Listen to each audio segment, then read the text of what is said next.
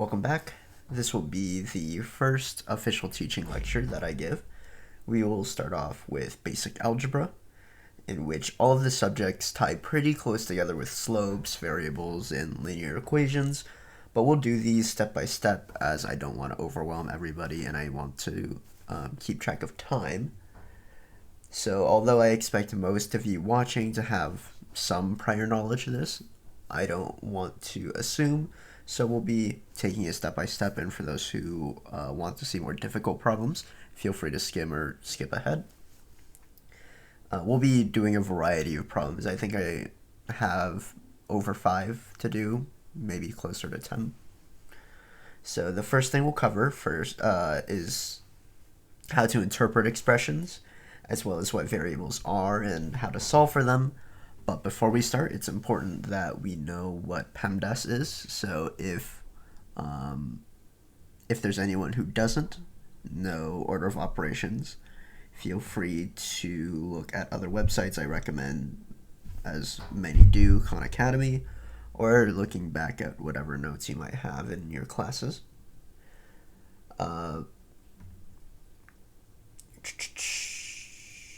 But I did write down everything here about what we should know or what's going to be covered in these questions here. So if you guys want to write it down or just feel free to listen, take note of it, everything works. But many of you may already know how to do questions similar to this, but we'll just briefly go over this before we get into more complicated materials. So if we want a value of p that satisfies the equation 5p plus 180 equals 250, if we want to know the value of a variable, we always want that alone on one side of the equation. And this equal sign right here, right, separates the sides. So if we have 5p plus 180 equals 250, the first thing we should do is take out this 180. And before we take out the 180, it's important that we save this 5p for last, because if we were to want to move it to the other side by, say, doing the opposite, if we divide this by 5 and this by 5, we also have to divide this by 5. Even though it technically could work in this situation, it just becomes a lot more complicated. So let's get started with the 180 first. So because you have plus 180 on this side, to cancel things out, we want to subtract to get rid of the addition, right? If you wanted to get rid of multiplication, you do division. If you want to get rid of subtraction, you do addition, etc. Just the opposite. So if we have plus 180, we want to subtract 180 on both sides, right, to keep it the same. So if you subtract both sides by 180, this cancels out. You have remaining 5p equals 70. And then with 5p equals 70, how do you get p by itself? This means 5 times p, right? So in order to reverse times, you divide. So we'll divide both of these by 5. So you get p is equal to 14. And that'll be answer A. Because I know you're allowed Desmos, feel free to plug this in too. You can plug 14 back into the equation like this, and you will get the same answer because this is 70 plus 180 equals 250, and 250 is equal to 250, right? So it makes sense. Alright, this will be the next question. So we have, if 1/2 x minus 1/6x equals 1, what is the value of x? Sorry. So in this case, since these both have x at the end, they are considered like terms. If you have something like 1/2 x squared minus 1/2 x, these are not like terms, right? Because x is not the same thing as x squared. So you need those variables to be the same. And if they don't have variables, it's just like this, then that's just regular subtraction, right? That's just fractions subtracting. Anyways, so we have 1/2 x minus 1/6 x equals 1. And since these are like terms, we can combine them. So 1/2 x minus 1/6 x, this becomes 3/6 x, right? Minus 1/6 x, and that becomes 2/6 x equals 1. And in this case, we have 2/6 times x is equal to 1, right? So what's the opposite of multiplying by 2/6? Dividing by 2/6. But what are we actually doing when we're dividing by 2/6? We are multiplying by 6/2, right? Keep, change, flip. I'm sure some of you have heard that, where you keep this, change this, and then flip the fraction. So it's just multiplying by the reciprocal. So you'll get x is equal to 1 times 6 over 2. And 1 times 6 over 2 is 6 over 2, which is equal to 3. So the answer for this will be 3. And if you guys do have any questions, feel free to put it in the comment section. I'll try my best to respond. Yeah. Next one. So we'll have 4x minus 1/2 equals 5. What is the value of 8x minus 1? For these, always you can solve for x, right? But they're actually asking for what is the value of 8x minus 1. And if you notice something about 4x minus 1/2 equals negative 5, what do you notice about 4 and 8 and negative 1/2 and negative 1? For those who may or may not have seen it, you can actually just multiply everything by 2. So you can get 8x minus 1, right, because you're multiplying this entire thing by 2, equals negative 5 times 2, which is negative 10. And you have the value of 8x minus 1. There's not even a need to solve for x in this question. Some questions will be like this. If you can find them, that's great. It saves you a little bit of time, but if you need to solve for x, feel free to do so as well. This will just save you the 2 minutes and you can move on to another question. Okay, and this one actually follows a similar concept where we'll use like terms, right, to combine things, similar to this one where we had like terms and we combined them. These are technically like terms too, right? Because they're both x minus 5 or multiplied by x minus 5. For example, if you have 2x plus 3x, that's the same thing as 5x, right? So that means that 2x minus 5 plus 3x minus 5 can reasonably be 5x minus 5, which equals 10. And what do they want? They want x minus 5, right? So how do you get x minus 5 by itself? How do you get rid of this multiplying by 5? You divide by 5. And then you get x minus 5 is equal to 2. But you don't even need to solve for x because they're not asking for x, right? They're asking for x minus 5. So some people might choose 7 here when finding x, but the actual answer is 2 because it's 7 minus 5 is 2, right? One more question on this similar subject where you might need to use what you know. So we have if x plus 6 over 3 equals x plus 6 over 13, what's the value of x plus 6? It's between one of these. So they're not even giving an exact answer. But anyways, we have x plus 6 over 3 is equal to x plus 6 over 13.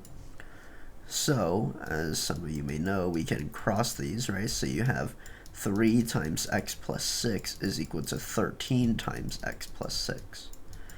So, in case you guys, for some of you who can already see it, in order for these to be the same, they have to equal 0 in the middle. X plus 6 has to equal x plus 6 to make it 0 equals 0. But for the people that don't see that, we can distribute this, so we can get 3x plus 18 is equal to 13x plus, this would be 78. And then if you want to solve for a variable, right, you want x on one side, or the variable in this case, to all be on one side and everything else to be on the other. So let's move this over here and here over here. So when we have 13x here, right, this term, positive 13x, how can we get rid of positive 13x and move it to this side? We have to subtract 13x. So 3x minus 13x is negative 10x. And how do we get 18 to the 78? Since this is plus 18, we subtract 18. So you have 78 minus 18, that's 60. And then x will equal, right, because since this is multiplying, you have to divide. X is equal to negative 6. But if x is equal to negative 6, they're not only asking for negative 6, they're asking for x plus 6. So you actually want negative 6 plus 6, which is 0. So it'd be this. But for the people here, a lot of people can actually just stop here because, 3 times something and 13 times something, this has to be 0 because there's not going to be a multiple of 3 and 13 that are the same at the same x value other than if x plus 6 is 0. So x plus 6 has to equal 0 from here, and that gets you to the exact same point a little bit faster. Hopefully that made sense. We have 2 more problems to go through, I believe, 2 or 3 more questions, so we'll do those. And then that'll be the end of this video. If you guys have any questions about like terms, how to combine, how to divide anything here, feel free to let me know. We'll just go over this and this and this. Okay, ignore that, that's not part of it. But we have the cost to rent a commercial fishing boat from a certain company is $9.50 for the first 2 hours and an additional $50 for each hour after the first 2 hours. And the total cost is $1,100 where t is greater than 2. So when you have these type of problems, you know that it's per hour for each hour. You can assume if it's per something, it's linear. Because linear means that it's same rate of change, correct? So when you have linear equations, generally they'll be in this form, where m is slope, b is y-intercept, and then there's your x and y. But in this case, in relation to your slope per hour, right, they're using t for hours, so we can actually replace this with mt plus b, because they're using t instead of x, right? And in this term, y is going to be your total, and t is going to be your hours, right? But they give you the total. So we know 1100 has to equal mt plus b. And they also give you its b in this case is the y-intercept, right? And m again is your slope. So your slope is going to be your rate, and your y-intercept is going to be your flat fee. Because your y-intercept is pretty much where you start, right? So it's telling you where in this word problem, where does it say that you have a flat fee? $9.50 over 2 hours, right? And then 50 per hour, this is the rate. So that means you have 1100 is equal to the slope, right? 50. And then since it's per hour after the first 2, like a lot of these, you're actually going to have to subtract 2. Because let's say, for example, after the first 2 hours, right? So let's say you rent it for 3 hours. It's only 1 extra hour, right? 1 extra 50 per hour, so you have to minus 2. So that's why it's t minus 2. And then you have your y-intercept, your flat fee. Your flat fee is $9.50. Do we have something that looks similar to that? We do. So it's C.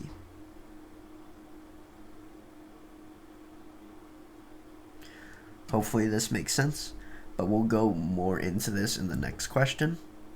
If you haven't had experience with y equals mx plus b, feel free to let me know and I can cover that more. But generally, I feel like most people have some experience with that already, hopefully. Okay, for our last question of the day, congrats to all of you who've made it here so far. In the equation, k is a constant. The equation has no solution. This is the important part. And then it says, what is the value of k? So when we have a graph, right, when we have three possible things, so as some of you may see, this looks a lot like mx plus b, right? So we know it's linear. Congrats if you understood that. So let's say you're going to have three different types of solutions. You're going to have one solution for linear questions, not polynomials. For linear ones, you're going to have one solution, no solutions, sorry for the bad handwriting, or infinitely many solutions. So when you have one solution, that means you're going to have two lines that cross at one point. And this is your solution.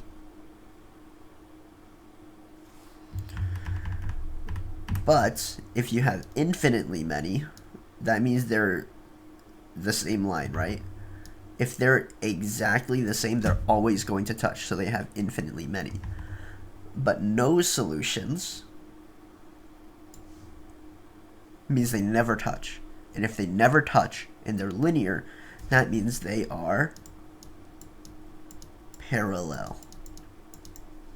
One solution is not parallel. And again, infinitely is the same. So in the context of y equals mx plus b for linear equations, if you want no solutions, that means your slope has to be the same and your y-intercept has to be different, as seen here, right? The y-intercepts are different, the slopes are the same, so these are parallel, or no solutions. If you had this, right? Let's ignore this line. Just look here. So we have one solution here for these two lines. What is the difference between their slopes and y-intercepts? So when you have one solution, all that needs to happen for not parallel is slopes have to be different. They can't be the same. The y-intercept can technically be the same if they do something like this and they cross at the y-intercept. The only important thing to know is that they're not parallel. So the slopes are different, nothing else matters. So, knowing this, it says the equation has no solution. What is the value of k? So if we were to solve this out, we can do this two ways. We can do 3kx plus 13 is equal to 48 over 17x plus 36. Where if we distribute this out, right, we're distributing this out, 3kx plus 18 plus 39 is equal to 48 over 17x plus 36. And what do we know about no solutions? Same slope, different y-intercepts. We already have different y-intercepts, right? Plus 39, plus 36. So we don't even need to worry about that. This is done. Don't even look at it. We have 3kx cannot be the same as 48 over 17x, right? And since they both have x, the x's cancel out. You don't even need to think about them. We have 3k cannot, or sorry, they're the same, right? So it's equals, sorry, 3k x equals 48 over 17x, right? X's cancel out, so we have 3k has to equal 48 over 17. And if you're dividing by 3, right, that's the same thing as multiplying by 1/3. And if you multiply this out by 1/3, right, this and this, They're divisible. So we have k is equal to 16 over 17. The other way to do this was fairly similar, where if you actually divide by 3, this entire thing by 3 and this entire thing by 3, you would get kx plus 13 is equal to 16 over 17 x plus 12, and you can see it's the same thing. These are going to match, right? Because it's no solution, so k has to equal 16 over 17. Exact same thing. So apologies about this again, but no solutions parallel. Slopes have to be the same. Y-intercepts are different. One solution, all that happens is the slope can't be the same. And then infinitely many solutions, the slopes are the same and the y-intercept is the same. So feel free to practice more on your own. I'm sure there's plenty of questions out there. If you come across a question that you're unsure of, feel free to reach out. If not, these are the subjects that we covered. If there's any of this that seems confusing, again, let me know. And if not, have a good rest of your day. Stay safe.